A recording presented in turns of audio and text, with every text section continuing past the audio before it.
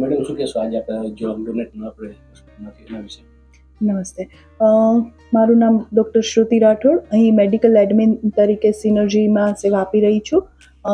જે લાખીબેન પરમાર કે 56 યર્સની એજમાં જ તેમને સ્ટ્રોક આવેલો અને 2 દિવસથી એમનું ઇમ્પ્રુવમેન્ટ થયું નહીં અને એ બ્રેઇન ડેડ ડિક્લેર થયા. ત્યારથી જ અમારી સતત એવી પરિવાર સાથેની મુલાકાતો પછી એવું નક્કી કર્યું કે એમના અંગો જો આપણે અંગદાન કરી શકીએ તો એ બહુ એક સારો વિચાર છે અને ઘણા લોકોને એનાથી ફાયદો થશે.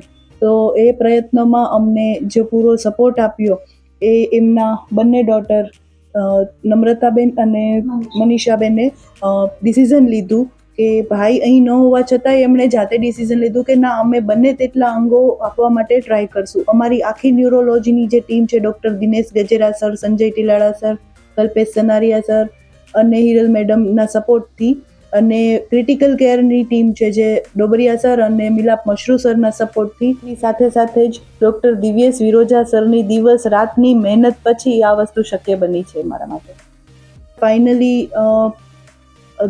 એ નક્કી કરવામાં આવ્યું કે એમના જેટલા બને એટલા અંગો આપણે બીજા લોકોને કામ આવી શકે. અત્યારે અમદાવાદની ટીમ દ્વારા બંને કિડની અને લીવર અને આંખોનું ડોનેશન થયું છે આજે.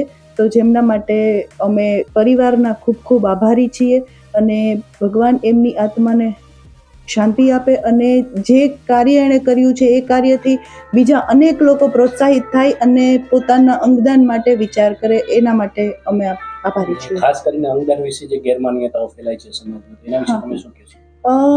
અંગદાન વિશે ઘણું બધું એવું ચાલતું હોય છે કે એ ના કરવું જોઈએ કે એનાથી પેશન્ટના શરીરને કાંઈ નુકસાન થાય.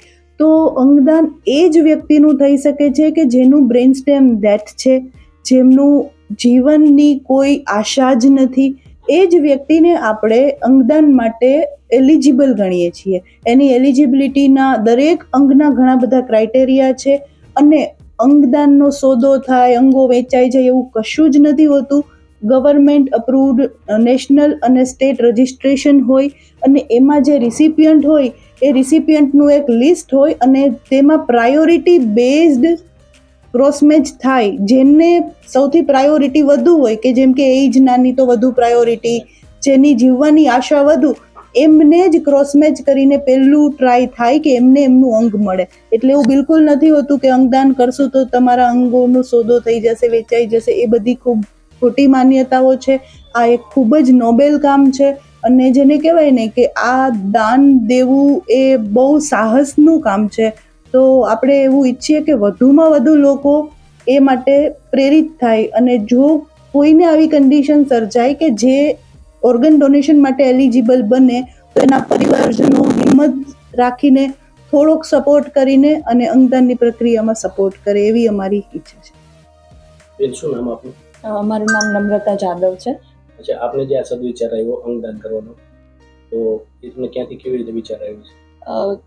અંગદાન કરવાનો વિચાર આમ તો બહુ પહેલાથી હતો કે કંઈ પણ આવું થાય તો પરિસ્થિતિમાં અંગદાન કરવું જોઈએ એવું ખબર હતી, પણ મારી મા સાથે આવું થશે અને કરવું પડશે એ વિચાર લિફ્ટમાં જે લખેલા છે ને સ્ટીકર, એ જ્યારે એમને કીધું કે આમની બચવાની શક્યતા બહુ ઓછી છે, તો લિફ્ટમાં જ્યારે ચડતા હતા ને ત્યારે એ વાંચ્યું તો હું કે એનું શરીર ક્યાંય પણ કામ લાગતું હોય કોઈ પણ વ્યક્તિને તો શું કરવા એ ના કરવું જોઈએ. એટલે ત્યારે એ વિચાર આવ્યો. હોસ્પિટલના જે લિફ્ટમાં પોસ્ટર ચોંટાડેલા છે કે અંગદાન કરવું જોઈએ, બીજાના માટે સારું છે. અચ્છા, તમને જે વિચાર આવ્યો છે તે કેવું છે કે તમારા ભાઈ હાજર નહોતા અને તમે બંને બહેનોએ જ આ ડિસિઝન લીધું છે, તો એના માટે તમે શું કહેશો? મારા ભાઈએ ત્યાંથી એક જ શબ્દ કીધું હતું કે તમે બે દીકરીઓ જ છો હવે મારી. મારા પપ્પા તો 15 વર્ષ પહેલાં ગુજરી ગયા હતા. માએ અમને એટલો સપોર્ટ આપ્યો. 15 વર્ષ એણે એકલીએ બધું અમારું કર્યું અને ગણાવ્યા બધું જ એણે કર્યું એકલા હાથે. અને ભાઈ જે હતો એણે કીધું કે હવે હું જ તમારો બાપ પણ છું અને ભાઈ પણ છું અને તમે જે બંને નક્કી કરો એમાં હું તમારી સાથે છું. એટલે અમને એ પણ એક હિંમત મળી કે ત્યાં હજી 2 અઠવાડિયા પહેલાં જ વિદેશ ગયો છે અને મારી માં જ વળાવવા ગઈ હતી એકલી એને. તો તમે જે કર્યું બહુ સારું કાર્ય કર્યું છે તો તમે હવે સંદેશ સમાજને શું આપવા માંગશો?